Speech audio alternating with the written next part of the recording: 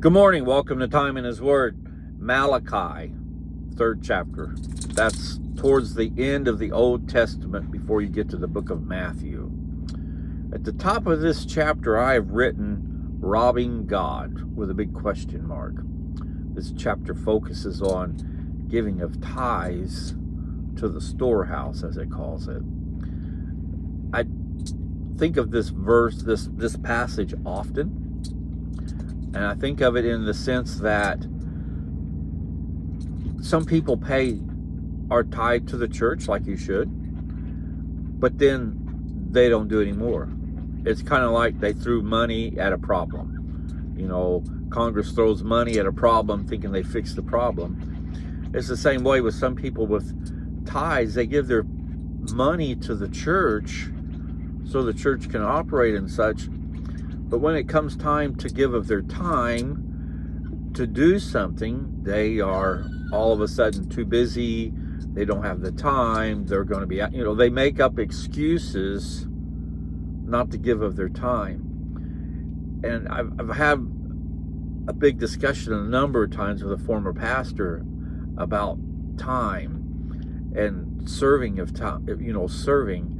And he had said, and he firmly believed, that our time that we give to serve to the Lord is equally to, if not just as important as our money gift of giving back of what God's blessed us with. And the more I think about that, I think that is true.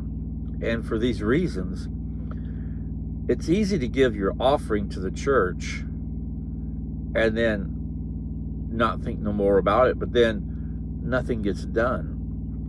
But yet if you give of your time, then you're furthering the kingdom in your community, in your surrounding areas, and out of the state, so on and so on.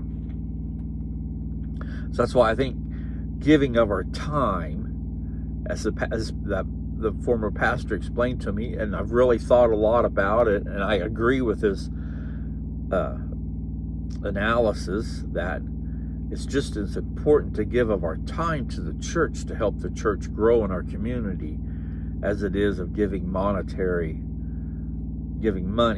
to the church. And some people just don't have the money to give because they're just living paycheck to paycheck, but yet the church still needs to strive. It still needs to go on. It still needs to have the outreach. But in order to do that, it has to have people willing to serve, i.e. their time, give of their time to serve.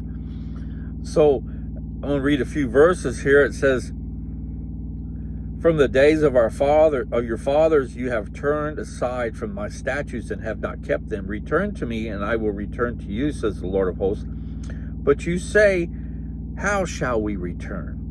Will a man rob God? Yet you are robbing me. But you say, how have we robbed you? In tithes and offerings.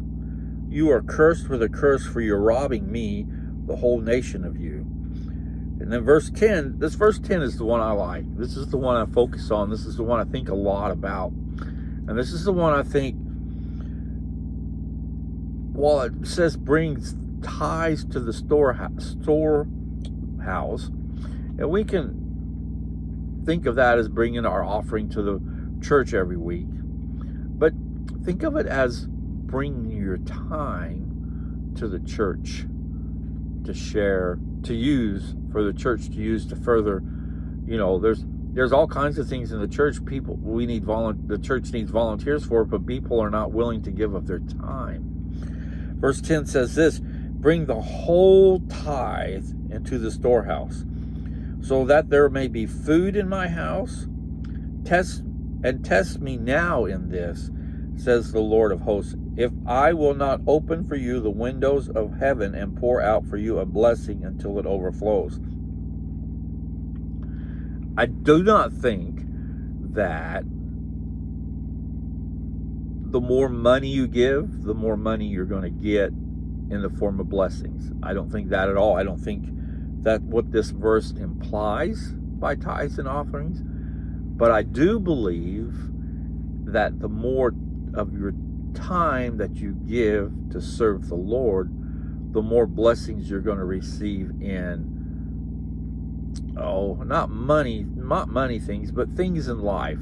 Prosperity in the sense of not accumulating wealth, just to me, it's a peace of heart, a calmness about yourself. You feel good when you serve and you see good come of your service. I think that's what I get out of this verse. So think about the time maybe you were in line to buy groceries and the person in front of you was a few bucks short and you paid the rest of the bill so they wouldn't have to put nothing back. Think of that feeling you had helping that person. That's what I'm getting at. That feeling that you get from helping somebody is worth millions, more so than money, because you're going to spend the money. But that feeling, that memory of you did something good, that memory of how you felt with helping somebody drives you to help more. So as you go through the day, think about that. It's easy to give tithe, our money, to the church so the church can operate. And the church needs money to operate. I'm not knocking that. But think about if you gave of your money to the church, your tithes, but also think about what would happen in your life if you gave equally in time to help the church grow, to outreach, to witness. If there's a church dinner going on, rather than just sitting there waiting to be watch somebody else serve food, and then when it's all done, instead of help picking up, you disappear. Think about if you spent those extra few minutes, and maybe instead of the next time there's the get-together, offer to help in the kitchen rather than expect to be waited on. See what I'm getting at? So as you go through the day, think about that. Think about now I can't even pronounce it. Think about that though. Think about how much more fulfillment you would give if you took and served equally the time in serving the Lord and wherever He would need you to be.